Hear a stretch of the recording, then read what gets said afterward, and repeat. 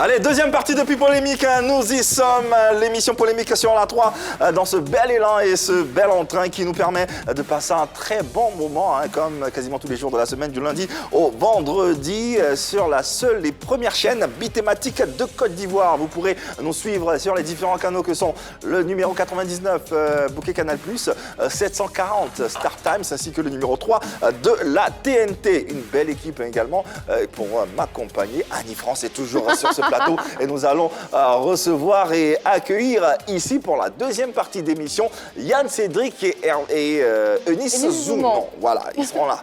Yann Cédric et Eunice, ils arrivent. Le temps qu'ils s'installent, nous allons revenir sur ces mesures de prévention pour la lutte contre le virus, contre le coronavirus. Tout simplement, il faut se couvrir le nez et la bouche avec un mouchoir pour éternuer ou tousser, se laver régulièrement et correctement les mains à l'eau ou au savon ou encore au gel hydroalcoolique. Éviter tout contact étroit avec une personne qui souffre de fièvre, de toux ou de rhume. En ce qui concerne les menaces en cas de fièvre, de toux, de difficultés respiratoires, à se rendre immédiatement dans le centre de santé le plus proche. Pour des informations complémentaires, veuillez taper le 143 ainsi que le 101. Mes hommages à Madame Zounon Bouche Pointue. Ça va. Ça va bien, merci. Yann Cédric, toujours aussi élégant, comment vas-tu? Je vais bien, merci, ça va. Ok, on est très heureux de vous avoir sur ce plateau pour cette deuxième partie qui annonce bien sûr un deuxième sujet. On s'intéresse à l'absence de chanteuses dans le Zouglou. Et d'ailleurs, Yann Cédric s'est posé la question. Oui.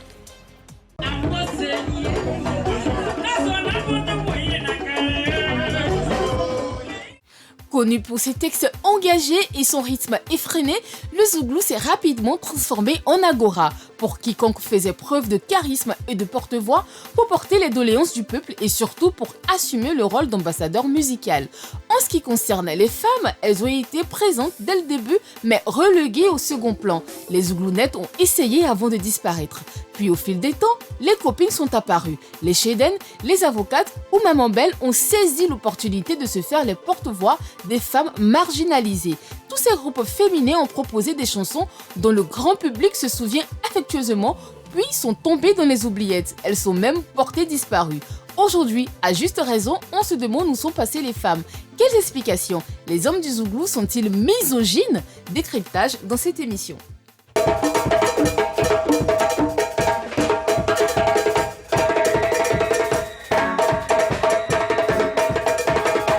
Décryptage de notre deuxième sujet. Oui, on peut s'applaudir, oui, quand même. J'attendais le coup d'envoi. Ouais, ben voilà. L'absence de chanteuse dans le Zouglou. Pour en parler sur ce plateau, merci de recevoir ce producteur, manager, mécène du Zouglou et actuellement directeur des opérations de Quanta Production et promoteur des Zouglou Days, l'une des plus belles plateformes de ce genre musical. Merci d'accueillir Angelo Kabila. Sous vos ovations, s'il vous plaît. Angelo Kabila sur la 3 et dans Plus Polémique. Bonjour Angelo. Bonjour, oui. Angelo, bienvenue sur la 3 et dans cette émission. Voilà.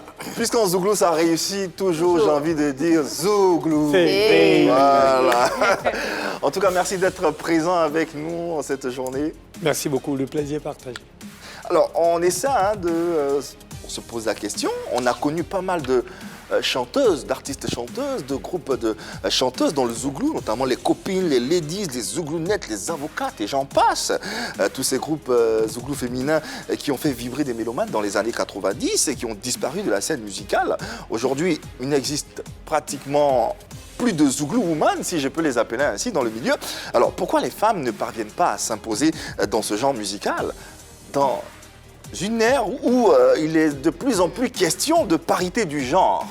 Est-ce que c'est parce que le Zouglou est trop lourd pour les épaules des femmes ou c'est parce que les Zougloumanes eux-mêmes sont assez misogynes? Je pense qu'il faut creuser en allant un peu plus loin. Parce que le Zouglou d'abord est une école qui a pratiquement, je dirais, des centres de formation qu'on appelle le Wayo. Et si vous remarquez aujourd'hui, que ce soit dans la gente féminine comme chez les hommes, il n'y a pratiquement plus véritablement de groupe Wayo comme à l'époque.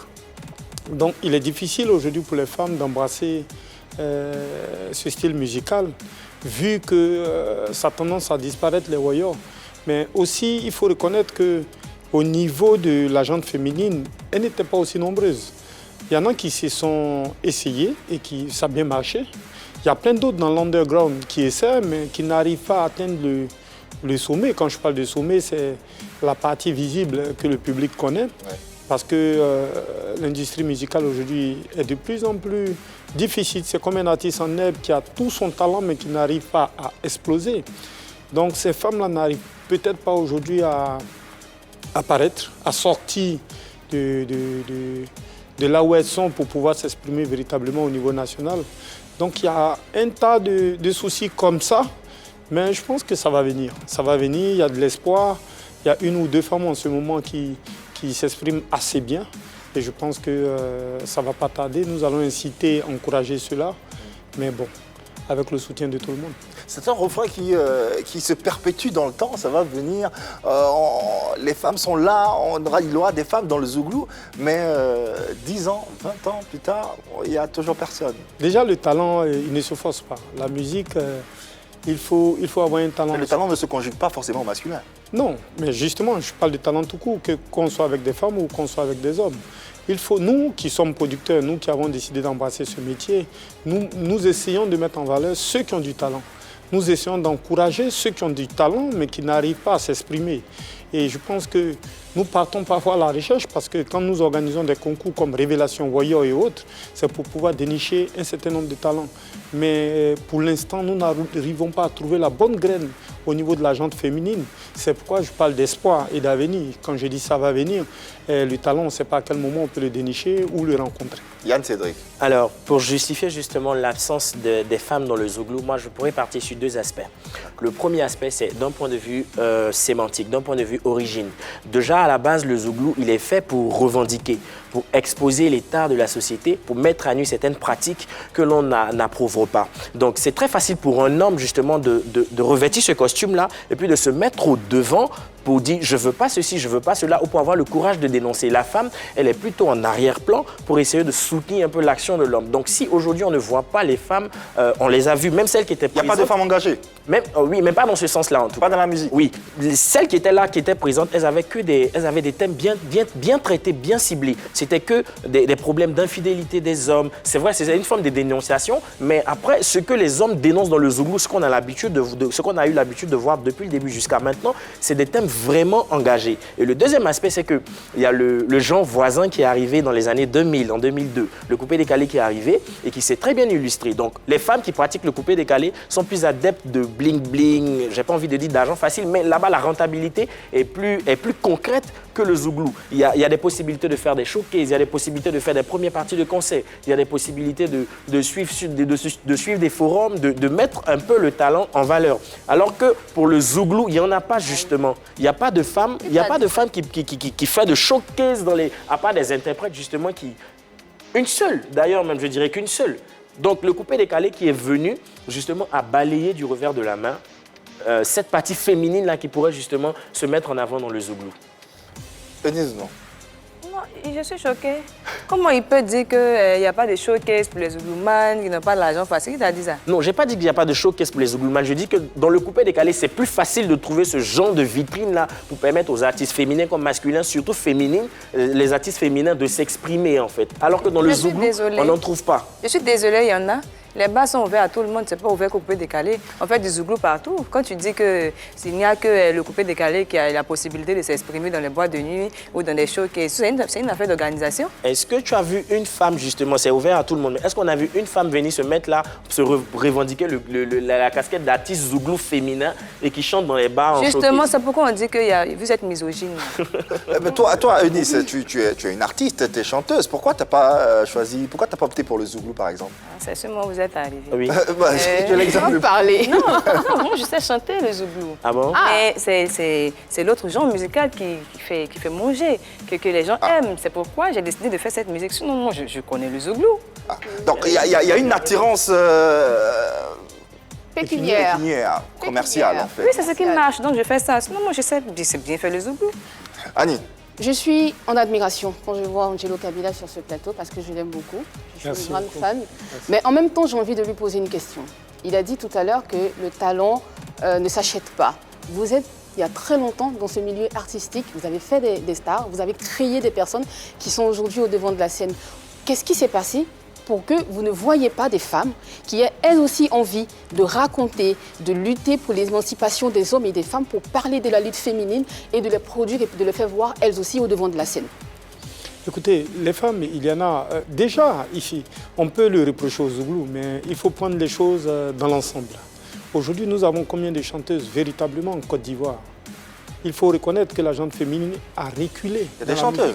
Il existe, il en existe. Il y en a, c'est pourquoi j'ai dit combien. Combien?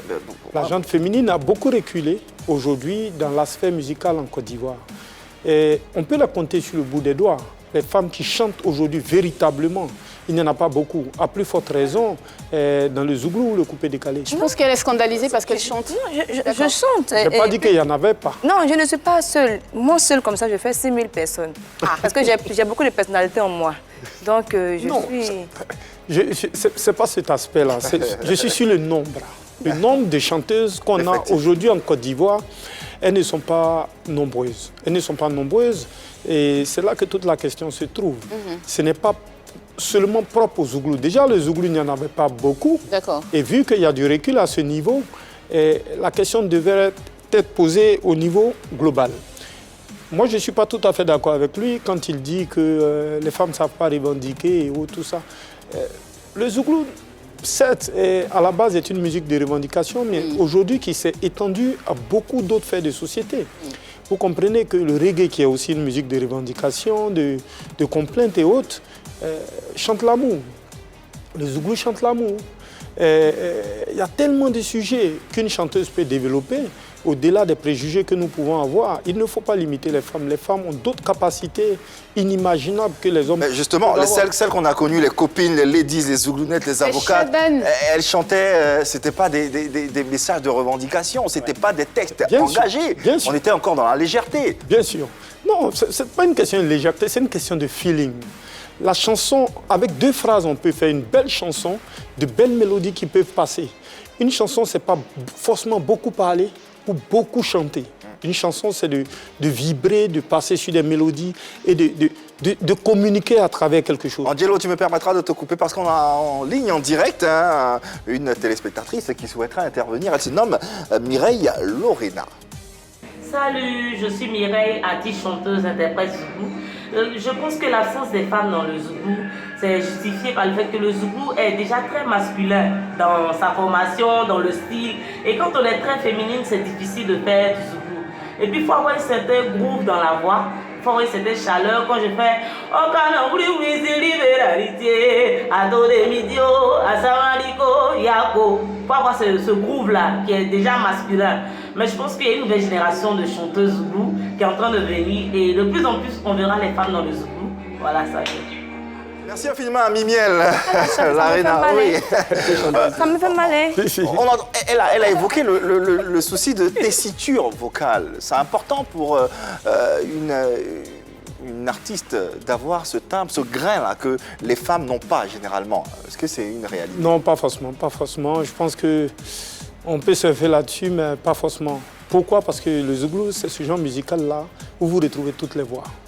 Vous passerez de Soumbila, Salfo, à Yodé, à Fitine, vous ne trouverez que des voix différentes. Chacun, à sa manière, arrive à dire ce qu'il pense à travers sa voix. Et si vous faites bien attention, la voix n'est pas le premier aspect sur lequel on s'appuie dans le Zouglou, mais plutôt sur les textes, sur les mélodies. Il y a d'autres critères qui font que le Zouglou se met en avant. Et puis après, quand vous avez une belle voix, le tout mélangé, ça donne quelque chose d'extraordinaire. Mais pour moi, ce n'est pas forcément ça. Sur vos différentes plateformes de révélation de talent, les femmes ne se sentent pas concernées? Elles ne participent pas ou c'est parce qu'elles n'ont pas de talent? Peut-être qu'aujourd'hui, elles ne s'y sentent plus comme par le passé, parce que généralement, les gens, ils surfent sur des vagues. Ils surfent sur la nouveauté, elle a dit.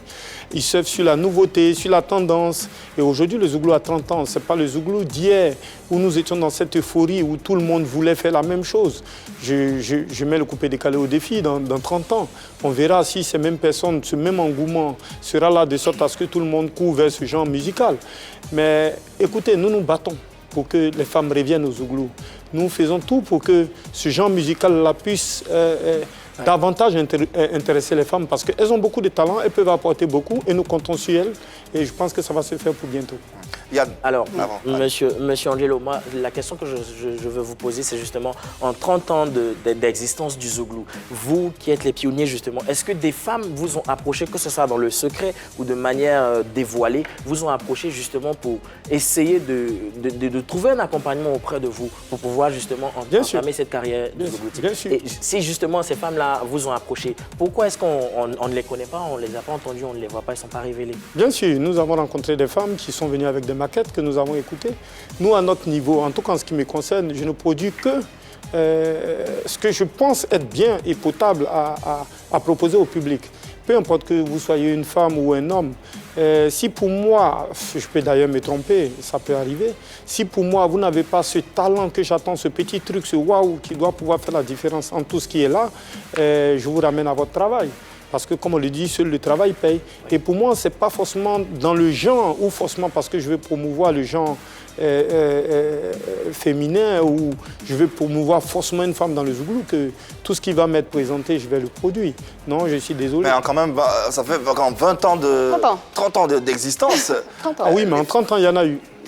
Oui, mais il a tellement bien dit, mais Nash a réussi à s'imposer dans un milieu très masculin, dans le hip-hop. Elle a réussi à tirer son épingle du jeu. Moi, je pense plutôt le contraire. Je pense plutôt que le Zouglou, c'est une musique absolument traditionnaliste. C'est une Zouglou faite pour les hommes. C'est une musique, pardon, faite pour les hommes. Vous avez dit d'entrée de jeu que c'est une musique revendicatrice, mais qui après a réussi à se démocratiser entre griffes. Donc chacun aborde un sujet, une situation dans laquelle il se sent bien. Mais on sait, vous et moi, que le Zouglou est traditionnellement masculin.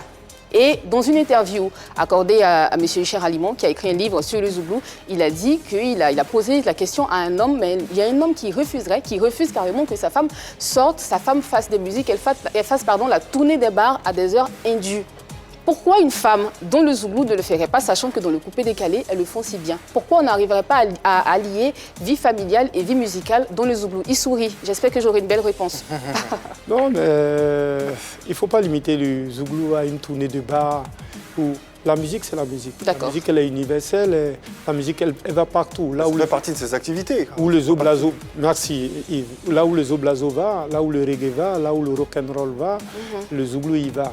Si vous décidez de brasser une carrière musicale, peu importe le genre que vous faites, il y a des exigences du métier qui vous envoient là où vous devez être en termes de promotion, en termes de spectacle, en termes de... C'est ça le métier d'abord.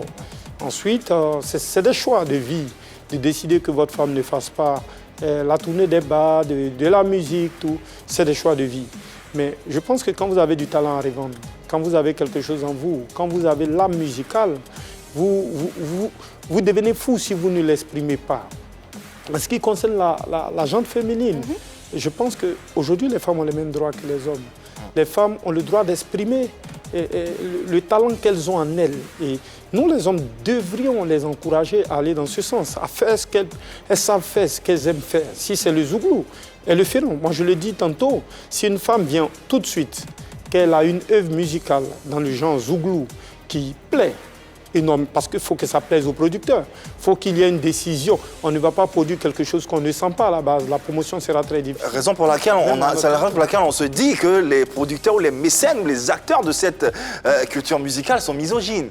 Ils ne produisent pas assez les femmes. Ils ne produisent pas. Donc, du coup, je vais vous couper la si vous n'arrivez pas à avoir cette sensibilité-là, vous, en tant que... C'est qu'il y a pas qu'il y a un souci, mais il y a il y a un problème de sensibilité. Il y a vous quelque sentez chose pas. qui Il y a manque quelque en chose fait. qui, Vous êtes un faiseur de on parle. stars, tout le monde vous connaît. Et comment ça se fait que vous n'alliez pas, vous, auprès de ces décès? Vous avez dit qu'il y a des personnes qui regorgent de talent, il y a des personnes qui ont du talent mais qui ont juste besoin d'être mises à la lumière. Pourquoi vous, en tant que mécène, en tant que grand du Zouglou qui va fêter ses 30 ans, vous n'allez pas auprès de ces personnes-là comme le font d'autres groupes Zouglou que je ne sais pas si je peux citer sur ce plateau, comme la fait Magic System qui produit des artistes. Pourquoi vous ne le faites pas vous? Vous n'allez pas chercher la perle ou le diamant dans quelque part. Et moi, je veux aller un peu plus loin, au-delà de la personne d'Angelo Kabila. Pourquoi les autres acteurs de Bien sûr. ce genre musical, les autres mécènes, n'ont pas encore pu déceler cette pelle rare-là dans le Zouglou? D'accord. Je vais vous ramener un peu en arrière déjà. Il faut reconnaître qu'au niveau mondial, l'industrie musicale est sinistrée. Bien sûr. Aujourd'hui, à l'époque, pour faire les disques d'or, il était facile de vendre 100 000 CD.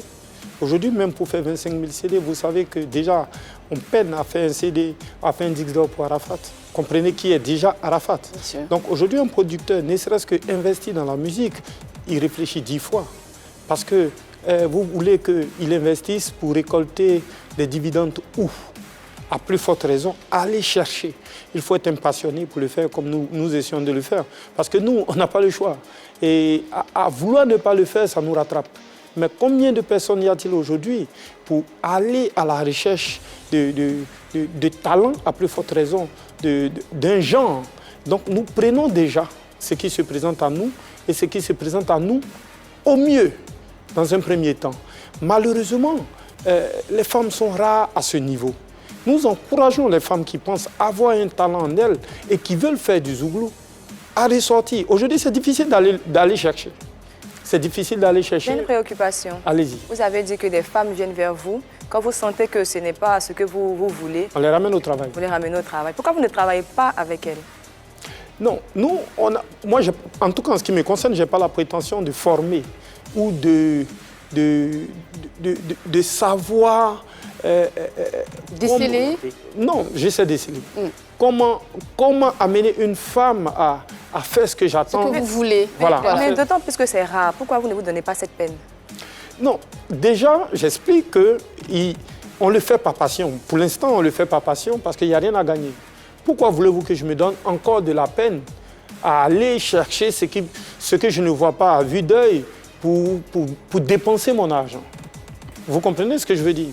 Ça aurait été plus facile si je rencontrais une femme avec du talent à investir par passion que d'aller chercher, former pour la mettre à un niveau que je souhaite. Il y a plusieurs barrières à ce niveau-là. Mais si tout de suite, je décèle en vous un talent zougloutique, il n'y a aucune raison qu'on ne vous met pas en Il a chanté. Acapella. Non, après. Reste au village, oh, c'est pour ton bien. Reste au village, oh, c'est pour ton bien. Point, ça c'était bien. Elles auront marqué la mémoire collective par leur talent, ces groupes, ces chanteuses qui nous ont fait vibrer, les copines du Zouglou, Sheden, les avocates. Les copines d'ailleurs, Angelo nous le disait, ils seront présentes pour les 30 ans du Zouglou. Oui, elles seront présentes, les copines seront là, elles viendront de Paris. Ouais. Et je pense qu'on va se remémorer tous les bons moments du Zouglou. On venait de quoi? De Paris. Paris. De Paris. C'est qui t'a intéressé. Paris, hein. Alors, Yann Cédric, vous voulez aborder les thèmes? Oui, les thèmes abordés par ces faiseuses de Zouglou, là, si je peux les qualifier ainsi. On a vu tout à l'heure le medley, c'est les hommes, faut pas partir quelque part, faut pas me tromper, infidélité et ça et là. Bien, tout à l'heure dans votre intervention, vous avez dit que le Zouglou étend ses tentacules un peu partout. Donc il y a plusieurs thématiques qui sont abordées à l'intérieur. Est-ce que vous, en tant que professionnel du Zouglou, en tant que producteur, lorsque une vient vers vous avec un test ou une thématique bien précise, est-ce que vous essayez de l'orienter vers d'autres thèmes qui n'ont pas encore été traités justement par cette ancienne génération-là? Ben non. Je pense qu'un thème peut être traité de 10 000 manières. Oui.